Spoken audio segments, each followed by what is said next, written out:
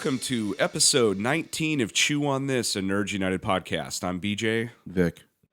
So, first of all, before we start the show, I just wanted to give a quick shout out to Hang Cha, who just left, a couple days ago, left a really nice review on iTunes. And so we always promise, if you leave a review or a comment, that we will give you a nice shout out. So Hang Cha, thank you very much for the review and the nice comments, and actually some good criticism on there, which we always enjoy, so that we can make the podcast better for all of you.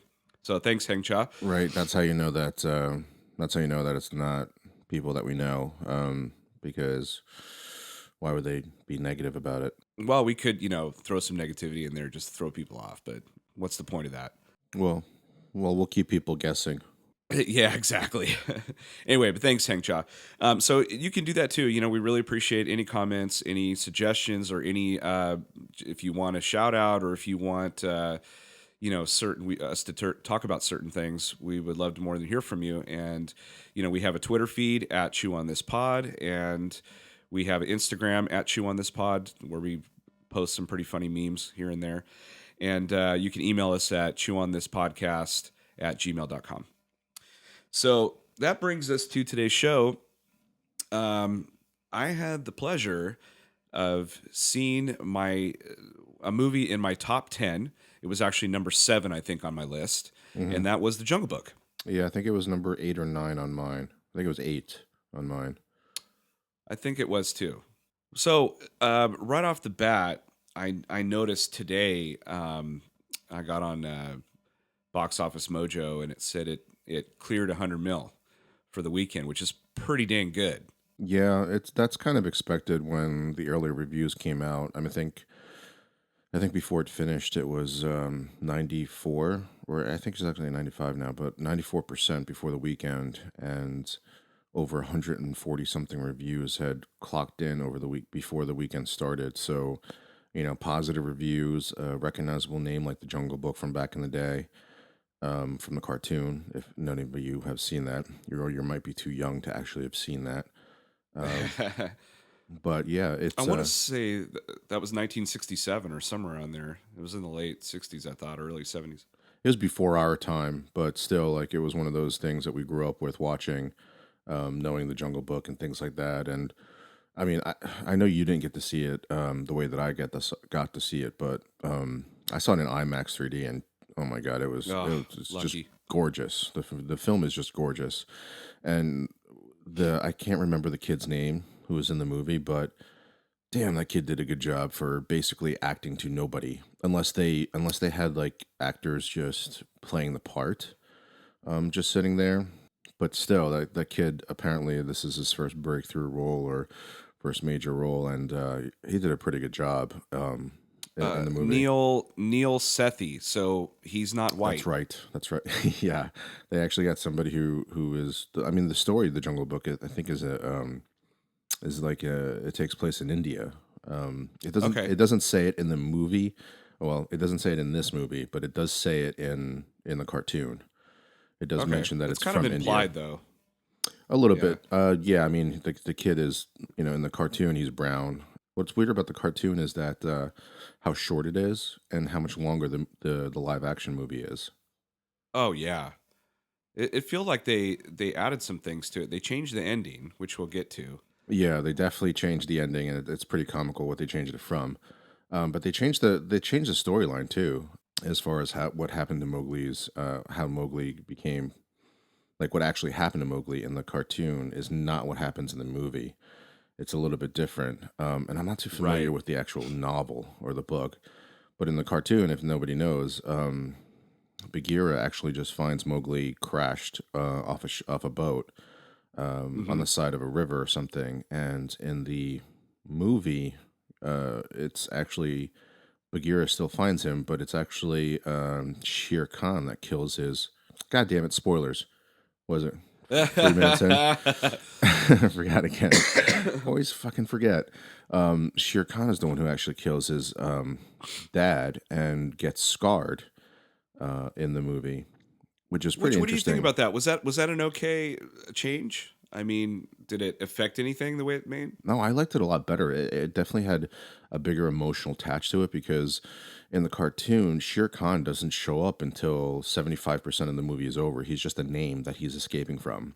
So there's Right, no right. reason for Mowgli to be even afraid of him, because he's just a kid. He's like a 9 or 10 year old kid, Yeah. and they just tell him that he wants to kill him. And Mowgli's like, "Why does he want to kill me? I'm just a I'm just a little man cub, and I pose no threat to him. Why don't we just tell him that?" And it's a lot different than Shere Khan showing up right in the beginning of the live action movie and seeing what kind of a big threat he is. So that Well, definitely put a lot of that weight to it. yeah, and it's kind of a revenge thing. Like he's pissed off because he's scarred. Number one, Right. number two, I guess has had that taste before, so he wants it again. So there's like a number of things going on. Yeah, the wolf pack also. Mowgli doesn't really have a father in the movie, in the live action movie, as opposed to the cartoon, where he actually does Hmm. have a wolf father in the cartoon. Hmm. So that's a Okay. difference too. Um, and then the whole build up to Mowgli having to leave is very sudden too in the cartoon, whereas there's a nice build up in the movie It to it. it was definitely paced really well, I thought. I mean, it did have a little bit of an issue toward the end, like which we'll get to, but like I thought it was really paced really well up until you meet the big monkey. Yeah, you know what? There was a that was definitely not. I don't know. It was weird, like watching the cartoon and then watching the live action movie. He's just an orangutan, and then for some reason, for the movie, they made him like a 30-foot orangutan, like almost Yeah. like Mighty Joe Young size, Right. maybe even bigger Right. He actually. was humongous. Yeah, he was just fucking huge. And I was like, I don't Yeah. know why that happened because everything. I mean, other than the fact that it's talking animals, relative size of all the animals were in real life. Other than the fact that it could talk. Yeah. But all of a sudden, I don't know why they decided to make like a 30-foot orangutan in the movie. That was kind of weird. That was the kind of the weirdest part of the whole thing. And Yeah. keep in mind that I just said that's the weirdest part in a movie with talking animals, but everything was somewhat realistic as far as size and like the animals and everything. That part was realistic, which was good. And goddamn, they're realistic looking, really well done. Yeah, the part that really like the crowd gave a collective like gasp or like a oh that's cute or whatever. It was this like one little shot of it's raining, and a little raindrop hits a frog in the head, Oh no way! and the little That happened in frog, our theater. That happened in our theater too. yeah, and the frog wiped it off its head. I was like, holy shit, that thing looks real. It Yeah, looks crazy real, but a frog wouldn't wipe his head like that. But it was still like everyone was like, holy crap, that was awesome. yeah, So all the little details in the movie were really, really well done. Like you couldn't tell what was fake and what was, real and whatnot as far as the landscape and all that stuff went. And there was a couple of jump scares too in yes, that yeah, movie. There yeah, was a couple parts where I was like, where I jumped in my seat, especially when they come up to the tall grass and, you know, Bagheera's like, stop, don't move, and then Shere Khan just comes out of nowhere. It's yeah. like, holy shit. That doesn't happen in the cartoon. Like I said, Shere Khan just shows up in the cartoon like 75% of the movie in. Yeah. He's about to attack a deer, and the elephants interrupt. This gives it way more of an impact and way more, I don't know, just it was a lot more entertaining and a lot more thrilling the way they Yeah, did it. yeah, definitely. And so every time he would pop up, you'd get like a little tense, like, oh shit, what's gonna happen? Yeah, Um, and definitely great casting getting Idris Elba to voice Shere Khan because oh that yeah, was that was a beautiful cast right there.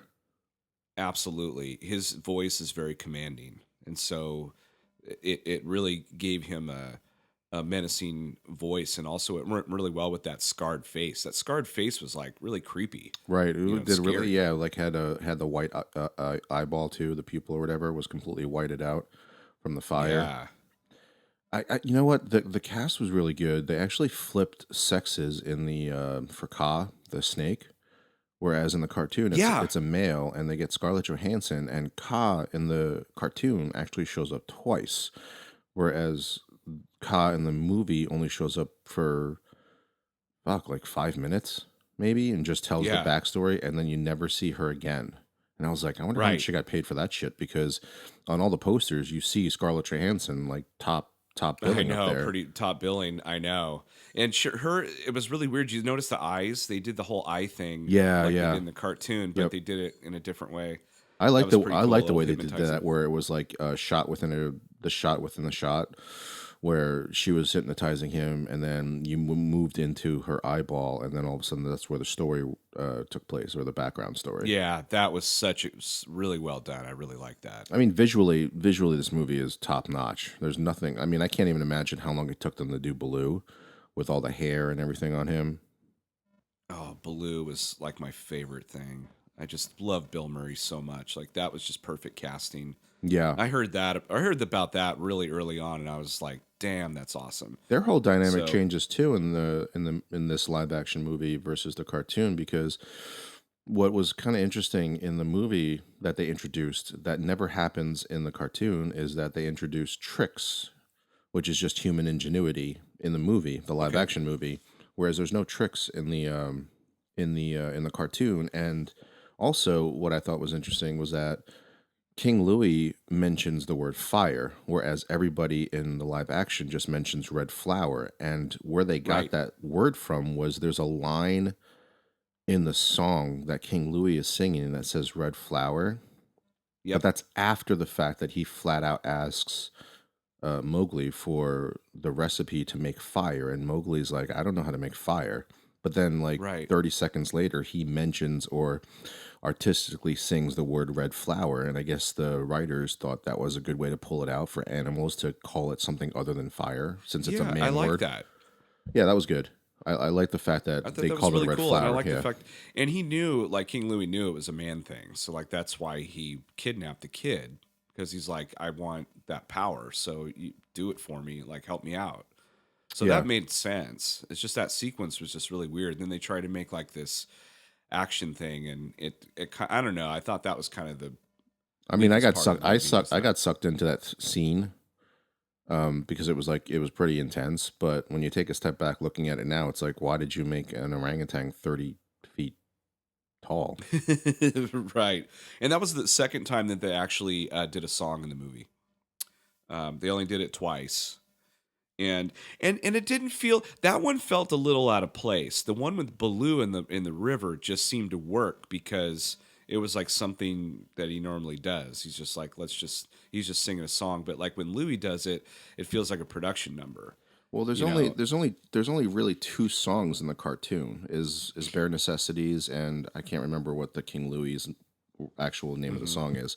So those are the only two songs. And as good as all the other voice casting was, hmm Christopher Walken has such a distinct voice and such a I way know. of delivering things that it really kind of took me out a little bit Yeah. of it. But you know what's funny is that when I looked back at the cartoon, the guy who's speaking as King Louis, I don't know who the voice actor was for that. He kind of has like that kind of delivery, which is kind of weird. Oh, that is weird. Yeah, considering Yeah. that came Why did they first. get? They should have got like Mark Hamill to do it. Should have got somebody else to do. Yeah. So the cast. I mean, Idris Elba is Shere Khan. Giancarlo Esposito. He played that guy Kira, in Breaking Bad. yes, but he played the head of the Wolf Pack in the live action Right. version. And what's Right. funny about that is, like I said, in the cartoon, he actually has a father who, a father and a mother cub. Sorry, father and a mother wolf.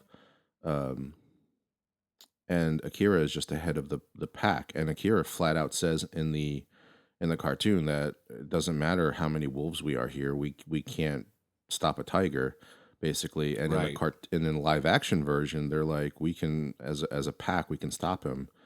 And Yeah. you It find out is towards the different. end how little how little a wolf pack means to a tiger.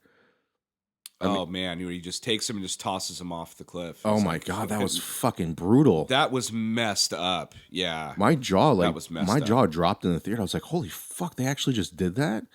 And at that point in Yeah, time, I had not watched the cartoon in so many years. And I was like, did that fucking happen in the cartoon? Because I don't remember Yeah, that no, you're happening. like, I don't think that happened. No, That didn't happen in the yeah. And cartoon. you find out later that like he doesn't show up for 75% of the movie. But man, that was fucking brutal. And that whole And then when he sequence, had, the little cubs telling that yeah, I was story. just gonna say that. Yeah, that was pretty good too. That was awesome scene. That was completely like made up. It reminded me of Scar in The Lion King almost a little bit. You know, that character. Yeah, but you know what that scene reminded me of when he's talking to the three or four wolf cubs? It Uh-huh. reminded me of the scene from Gladiator when fuck, what's his name? Joaquin Phoenix's character in that movie. Shit. I can't remember his name, But but he's he's the talking. tyrant guy. Yeah, yeah. He's the emperor or the whatever, and he's talking to the the son who's heir to the throne, and he's talking about the bees or the busy little bees, and he's talking about past emperors that betrayed the people who have betrayed past Oh emperor. yeah, That story that yeah. reminded me of that, where like he knows that he's telling a story about what's going on right now, but he's like eyeballing in Gladiator. He's eyeballing the queen or not the queen, the princess, The princess, yeah. and saying Oh yeah, like he has that that's right. famous iconic that famous line. He's like, tell me what the busy little bees have been doing, or I'll rain down death or whatever he says in it. And then when he in this movie, he's telling about the what is it? What bird was it? The cuckoo bird or whatever the fuck he was saying. I think so. It's like a bird that's extinct, right? Yeah, and he's looking right at Lupita. I can't remember her Yeah, name in the movie, but looking right at her as he's delivering the speech to the Cubs. Raksha. Yeah, I was like, that reminded me of Gladiator right there.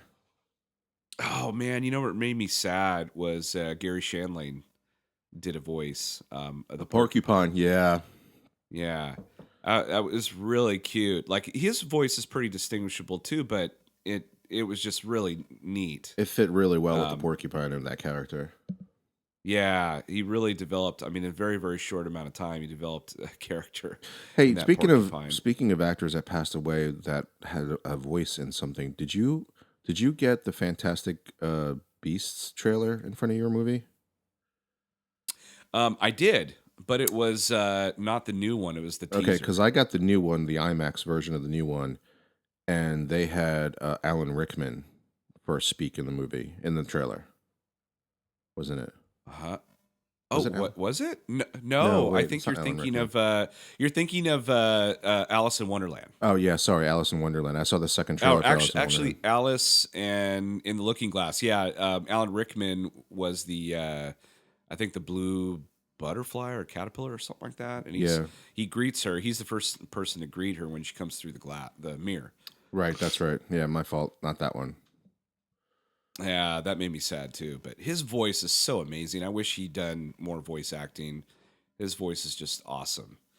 Um, so yeah, stellar cast. I thought they took liberties with the story, but I think he actually added to it and actually updated it and did a really good job. That was. Did you go back and watch the cartoon, or did you watch the cartoon before I watching the movie? haven't yet. I haven't yet. I was kind of waiting to watch it with the kids.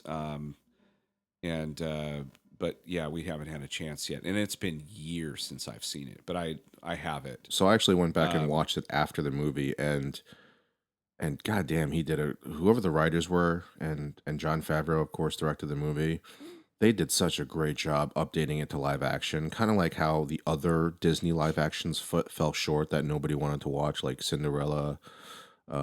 Fuck was it well, Maleficent? Like they tried to update all of those, and those all kind of fell short. Whereas this one, everything that they added into the movie, except for fucking King Louis being 30 feet, was yeah, was perfect, perfect. And they even yeah. changed the ending to do sequels. So really quick, if most of you don't, do you remember the ending of the cartoon? I don't remember it. Oh Oh man, no, wait. No. I do remember it. He wandered off. He wandered off with the girl back to the man camp. right. So he spends 65, 70 minutes of the movie in the cartoon saying, I don't want to go back to the man camp or the man world. I want to stay in the jungle, right? All of a sudden, he happens to see or hear a girl about his age um, the way that drew her very very beautiful in the cartoon, and all of a sudden he just fucking goes back on everything that he says. So the moral of the Jungle Book is I will fight a fucking tiger to get my own way, but if pussy shows up that I want, fuck my morals. He's in the booty for some booty. Yeah, he's like for the whole movie. I mean, he stands up to a fucking tiger because he wants to stay in the jungle world. All of a sudden, this little girl shows up about his age. He's like, fuck the jungle. This is the one thing the jungle does not have. It's a female that I get to screw. Yeah. He's like, I got my bare necessities right here. I'm done. Oh my god, she's got a couple of necessities I'd like to get Yeah, to know. exactly. I thought it was fucking hilarious when I went back to see the cartoon. Then I was like, holy shit, no wonder they took that out. Because Well, like the viewer's a lot smarter now. And I know growing up watching that movie, that never occurred to me that I was like, hey, wait a minute, Mowgli just left the jungle world for pussy.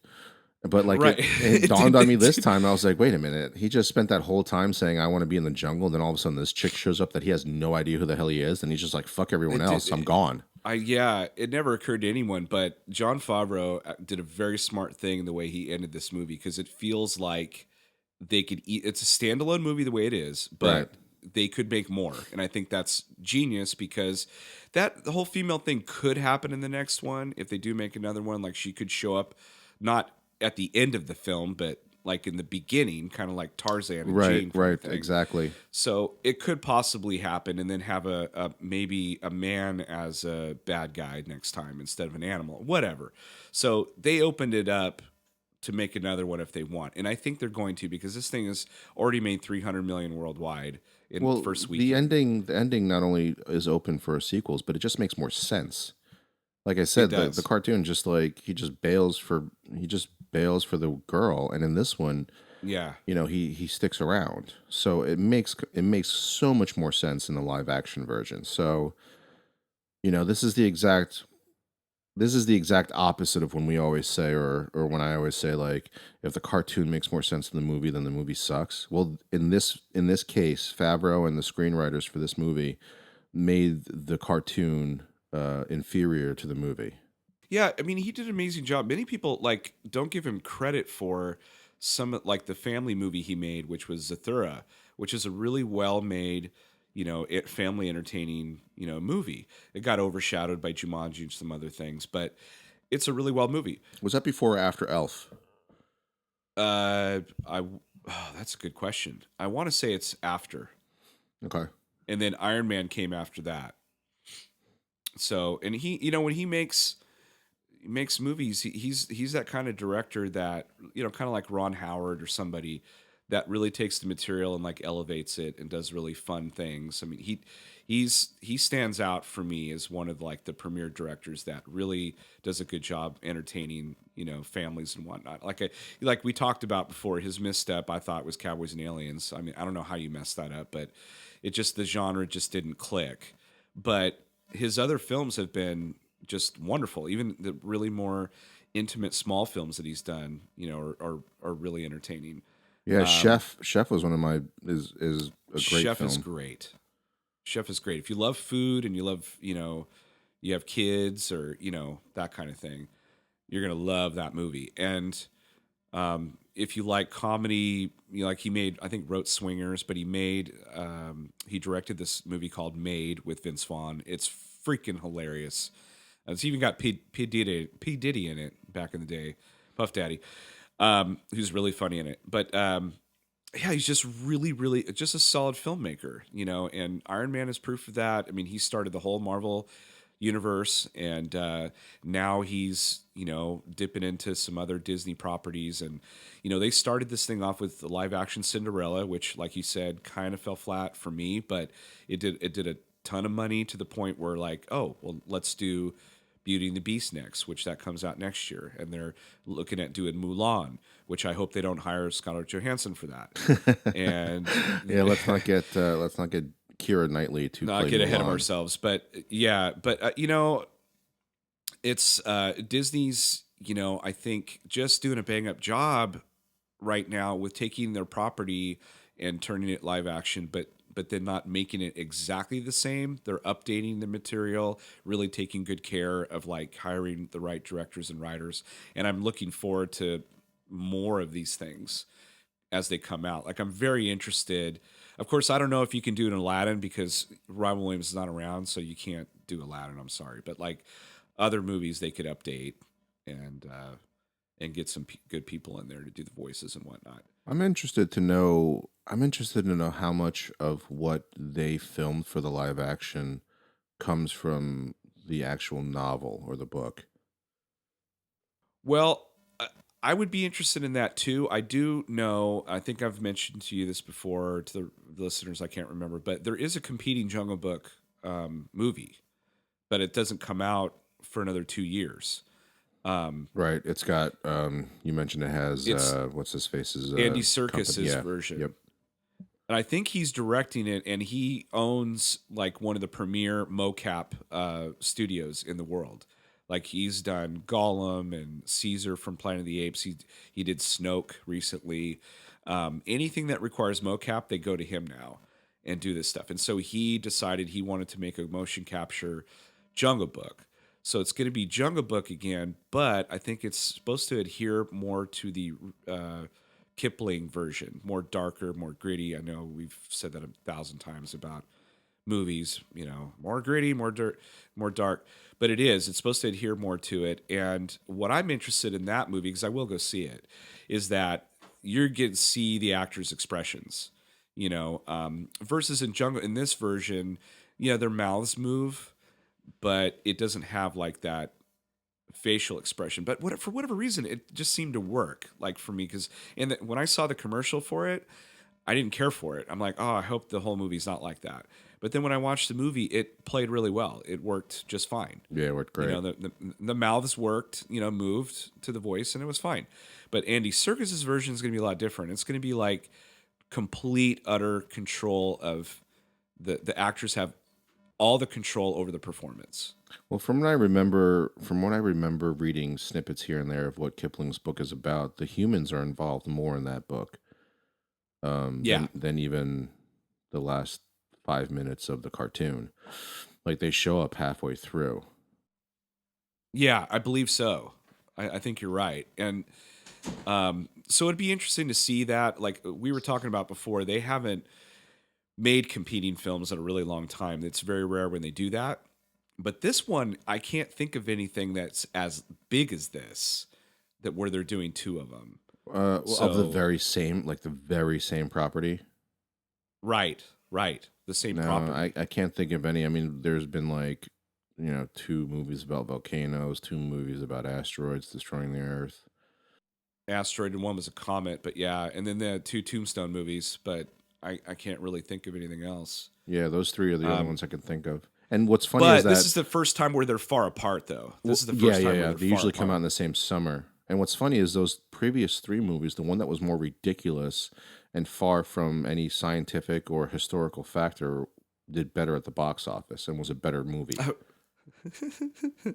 Like Tombstone and Wyatt Earp. Okay, so Tombstone, if nobody's seen it, you got to go see it. Tombstone um, basically glorifies the Earp brothers and Wyatt Earp, where in real life they were kind of scumbags. They were douches, but it's definitely the more entertaining Yeah, of the definitely. two. I think the other one's more historical. Yes, and more boring apparently too. And I actually didn't even see. I think I saw like 30 minutes of Wyatt Earp and couldn't watch anymore. And then of course Armageddon and Deep Impact came out the same summer, and Armageddon was done by Michael Bay. So right then and there, there's nothing scientific about that movie. The fact that Right. there's like fire in space and no gravity, or actually gravity at certain points in time, but Yeah, only when they felt like it. yeah, when they lost Yeah, track. that movie was crazy, but again, it was way entertaining. Where Deep Impact was more about the emotional aspect of it. Like, what do you do? This thing is coming. What do you go find your loved one? Do you go try to hide? Do you try to? It's like very emotional. Like the way that movie ends is pretty emotional in a few parts. But Right. Armageddon is just pure entertainment. And until the very end, it's a little emotional, but not really. I think Spoilers: Bruce Willis dies, but I didn't give a shit. But anyway, um, yeah. So okay, what did you think about the animation? I Like, thought it was I thought it was this great. kid is basically by himself, right? For most of it, Like, yeah. I mean, they couldn't fake the little animals, but they could probably fake like Baloo, somebody standing in his place. But for the most part, he probably was standing alone on a green screen. yeah, what I liked about this movie is that they didn't start it out with him just talking to the wolves. They actually had that whole action sequence where he's running and he's being chased down by the wolves and Bagheera or Bagheera, and that was just really cool. It was kind of like this kind of build up, and then when they started talking, it just kind of eased right into it. It didn't throw it in your face kind of thing. Like it just really eased you into it, and that damn, that Bagheera looked awesome.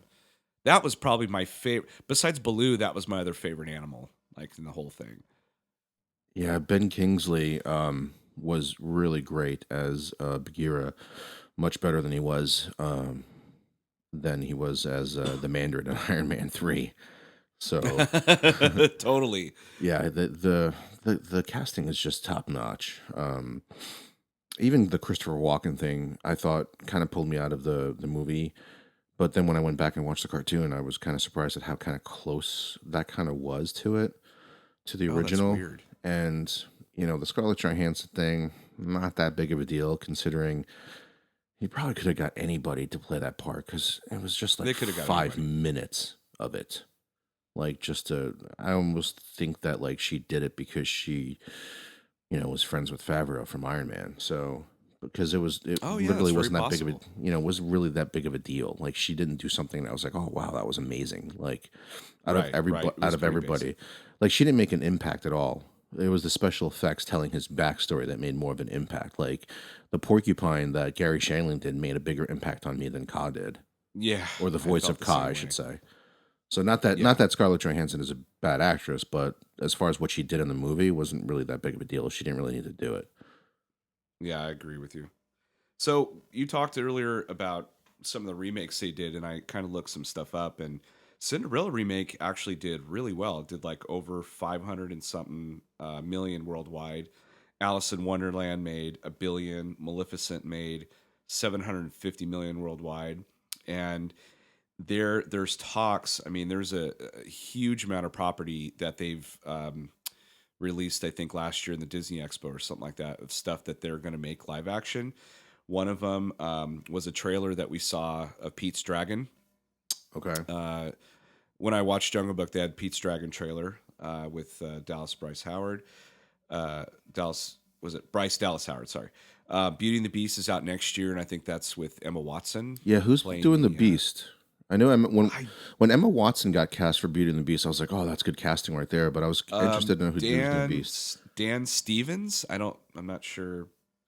I know who that, but it's an all cast of celebrities too. Like I forget who plays Gaston. Like everybody, it's really well known. What's funny about that movie is that I read something the other day about Beauty and the Beast, and it has to do with the premise of the reason why the Beast was cursed, right? Or the prince was cursed. And what's funny in the cartoon, he looks like he's like in his teens or in his 20s or Yeah. something like that.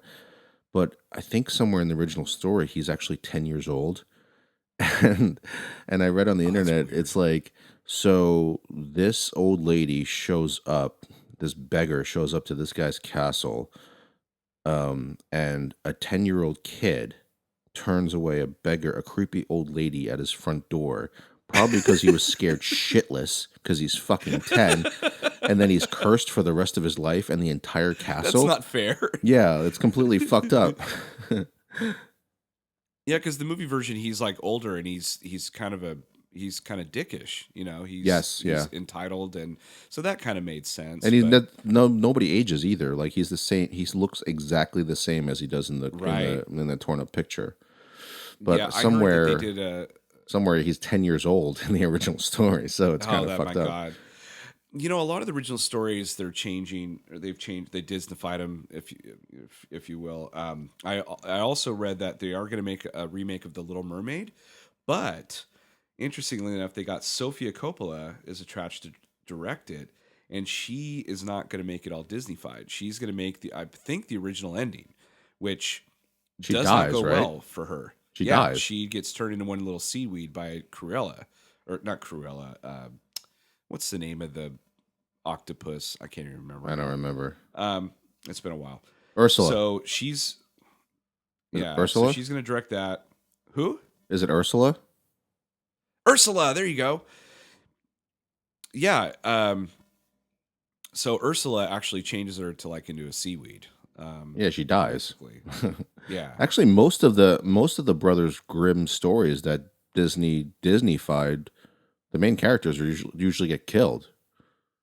Yeah, like I think she makes a sacrifice for the good of the ocean or her people or something like that. I can't remember. I think Tim Burton's attached to do Dumbo. Really? If he does do that, Seriously? um, It's Tim Burton's gonna do that's what. Dumbo? Well, it's saying right now. Yeah, it's because he found so much success in Alice in Wonderland that I think they wanted him to do another thing, and I think he's attached to do Dumbo so far. So I think Johnny it's still Depp. probably a So ways Johnny off. Depp's gonna be in it with a long nose and white makeup and a fucking British accent. With big ears flying around. Yeah, pretty much. Mulan, we know Mulan is going to happen. Right. And you know what's funny? I said earlier, make sure they don't get Scarlett Johansson. There's an actual petition out there with over 80,000 signatures that says, please do not hire a Caucasian actor for the lead role.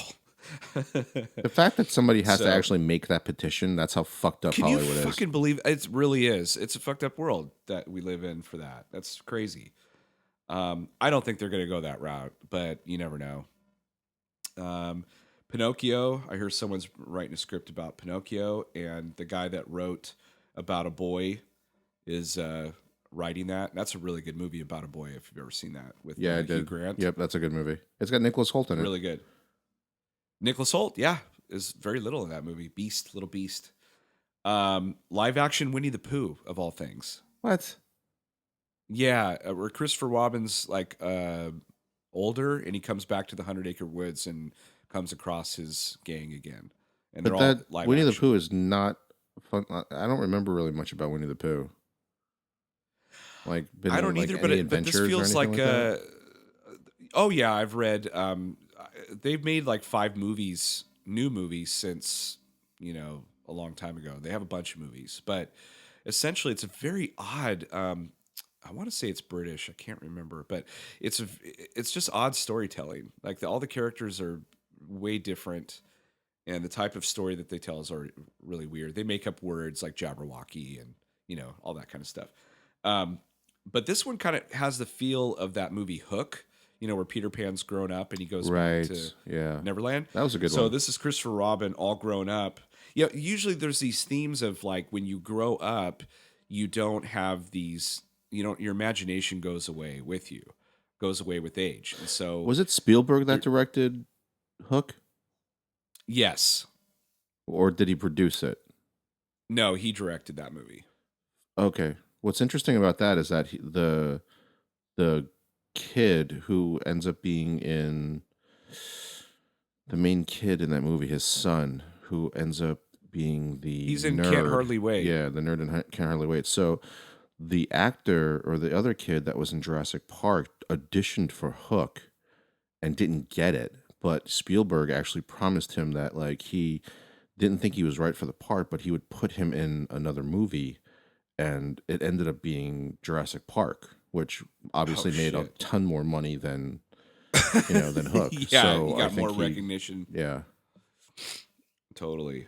So yeah, and then I guess they're making a Tinkerbell movie, Sword in the Stone, which would be badass because Yeah, that would be there's good.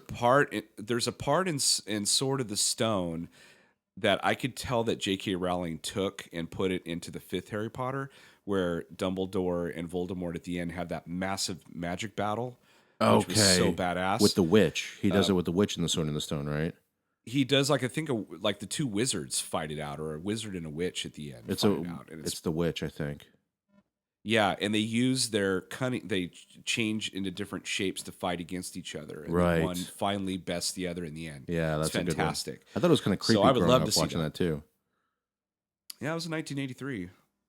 That movie came out. So it's funny. I talked about Aladdin earlier. They are going to make an Aladdin, but not before they make a genie prequel. Which I don't know how they're going to do without Robin Williams. But the only other person that's played the genie was Dan Castellaneta, who is the voice of Homer Simpson. Huh. Um, he did the genie's voice in Aladdin 2: Return to Jafar, and people hated that movie. And then Robin Williams came back for the third one. Prince Charming, the Cinderella thing. Um, let's see, Mary Poppins. We've heard that they're going to remake Mary Poppins with Emily Blunt, I think, which is a pretty Why? good casting. It's good casting, but I don't know. I mean, I don't know. I don't know how you would replace her or Julie Andrews or Dick Van Dyke, right? I don't know how right? you would Like, do that's that. just so iconic. It's just dumb. I don't know. I mean, people are gonna go see it if it's an. I mean, let's put it this way: if they make a remake like Favreau did for Jungle Book, I'm gonna go watch it. But Yeah. I'm skeptical because the Jungle Book remake, Favreau's remake, is the exception, not the rule. I mean, how many they did Cinderella, Maleficent, and that's it, right? So far, or they did Cinderella, Maleficent, and they're counting Alice in Wonderland because that right. was a Okay, cartoon, but so those are that was the four. first one. Those are four movies. That's including the Jungle Book, and only one of them to me is any good, and that's the Jungle Book. I feel the same way. I think the other movies just based on merit, based on nostalgia or whatever, made a lot of money. But this one is actually the real deal. This is such a fantastic Yeah, there were certain remake. things in Maleficent that were pretty good, but overall that movie was not good. No, well, casting Angelina Jolie was actually perfect casting when I heard that. But Yeah, her story was pretty good, but the everything around it didn't play very well to it. I loved the fact that they tried to tell her as a different story, like she was the tragic character in the story. So that was right, different. That was different. I right. liked that, but like for some reason, the rest of it just didn't work. Sleeping Beauty herself kind of sucked in the movie. Basically everything besides Angelina Jolie sucked in that movie.